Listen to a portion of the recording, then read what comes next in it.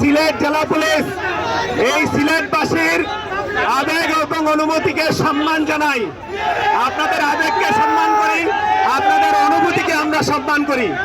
সেই জন্যই কিন্তু আমি এখানে বাইরে এসে আপনাদের সাথে কথা বলছি। আমার জেলা পুলিশের এই টিমের গত 15 দিন 20 দিন ঘুম ছিল না।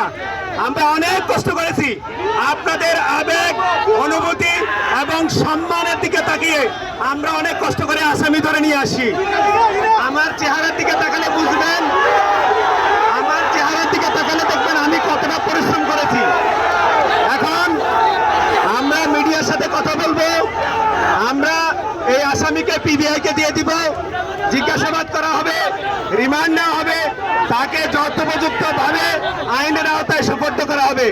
আমি কিন্তু আইনের আওতায় সুপর্দ করার জন্য নিয়ে আসি। আপনাদেরকে ধন্যবাদ, কষ্ট করে আসেন। ইনশাল্লাহ জাস্টিস এনশিওর করা হবে, ইনশাল্লাহ জাস্টিস এনশিওর করা হবে। আপনাদেরকে সম্মান করে, আপনাদের আবেগ অনুভূতিকে সম্মান করি, সিলেটবাসীকে ভালোবাসি, এটা শুধু বলবো। আমরা বিচার নিশ্চিত করব। দয়া করে আপনারা আপনাদের নিজ নিজ অবস্থানে ফিরে যান। ধন্যবাদ সকলকে।